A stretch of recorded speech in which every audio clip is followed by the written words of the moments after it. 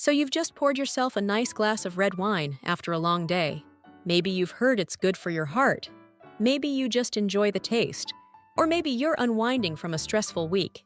But have you ever stopped to think about what's actually happening inside your body? From the moment that first sip hits your lips? Because the reality is a lot more complex, and honestly, more fascinating than most people realize.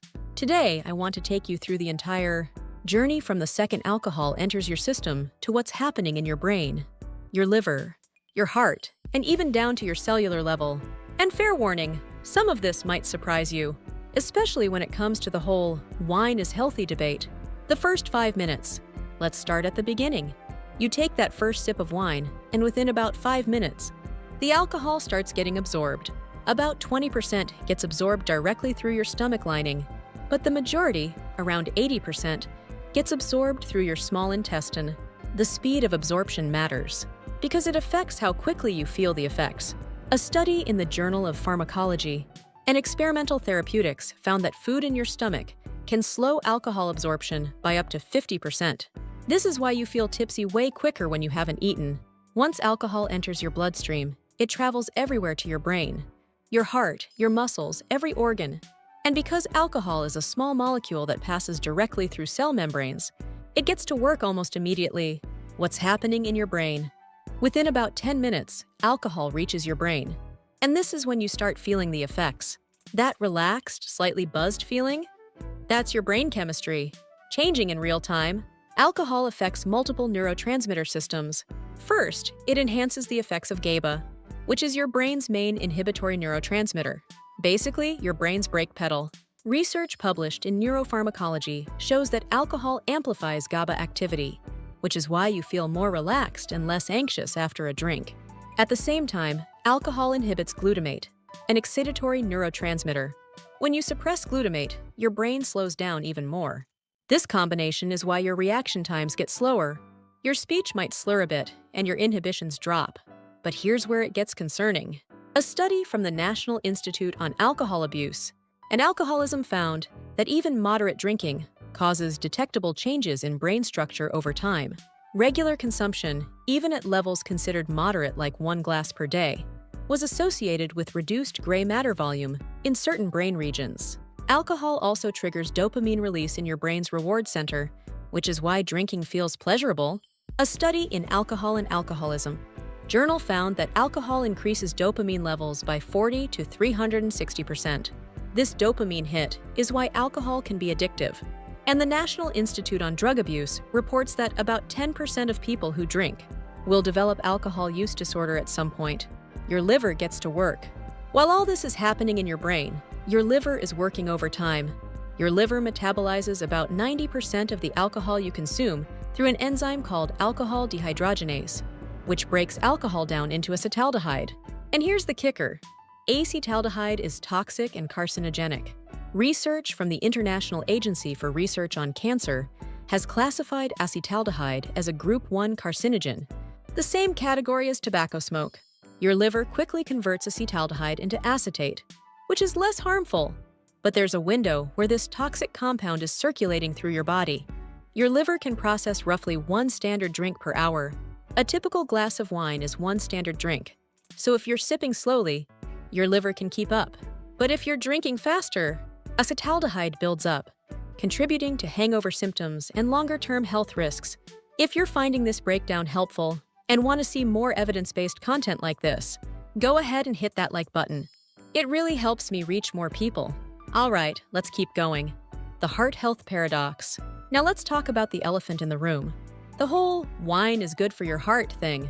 You've probably heard about the French paradox, this idea that people in France have lower rates of heart disease, despite eating rich foods, supposedly because of wine. Here's what the research actually shows. Some studies have found that moderate alcohol consumption is associated with a slight reduction in cardiovascular disease risk. A meta-analysis in the British Medical Journal suggested that light to moderate drinking might be associated with a 14 to 25% lower risk of certain cardiovascular events. But here's the critical nuance. More recent research published in The Lancet in 2018, which analyzed data from nearly 600,000 people, found that there's no safe level of alcohol consumption when it comes to overall health. While there might be some cardiovascular benefits at very low levels, these are offset by increased risks of cancer, liver disease, and accidents. The American Heart Association's position is that if you don't drink, you shouldn't start for potential health benefits. And if you do drink, they recommend no more than 1 drink per day for women and 2 for men. Effects on sleep. Here's something that might hit close to home: wine and sleep. A lot of people have a glass of wine before bed, thinking it'll help them sleep better. And while alcohol does make you fall asleep faster, it wrecks your sleep quality. Research in alcoholism, clinical and experimental research, found that alcohol consumption significantly disrupts REM sleep, which is the restorative stage where your brain processes emotions and consolidates memories. A study from the University of Melbourne found that people who drank before bed experienced a 24% reduction in REM sleep. Over time, poor sleep quality affects your mood, cognitive function, immune system, and metabolism. Caloric and metabolic impact. Let's talk about calories. A standard glass of wine contains about 120 to 125 calories, and these are empty calories with virtually no nutritional value. But here's what's really interesting. When you consume alcohol, your body prioritizes metabolizing it over everything else. Research in the American Journal of Clinical Nutrition shows that when alcohol is in your system, your body essentially pauses fat metabolism. So if you're trying to lose weight, that nightly glass of wine might be working against you. Plus, alcohol can increase appetite and decrease inhibitions. A study in Appetite Journal found that alcohol consumption increased food intake by about 20% on average. The bigger picture. One more thing worth mentioning. While some compounds in red wine, particularly resveratrol, have anti-inflammatory properties, the alcohol itself is pro-inflammatory. A study in the journal Alcohol Research found that chronic alcohol consumption contributes to systemic inflammation, which is linked to pretty much every major chronic disease. The antioxidants in wine have gotten a lot of hype, but here's the reality. You'd have to drink an unrealistic amount of wine to get therapeutic doses of these compounds.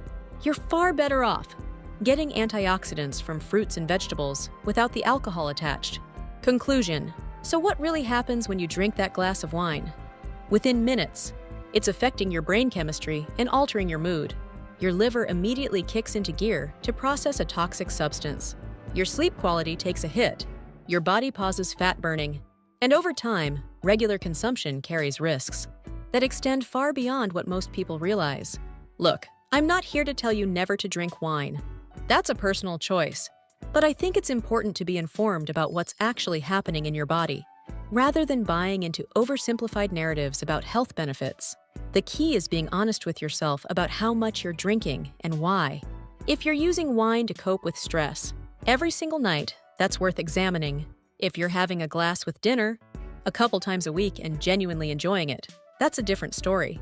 If you found this video valuable and want more science-based content, breaking down what really happens in your body, make sure to subscribe and hit that bell icon.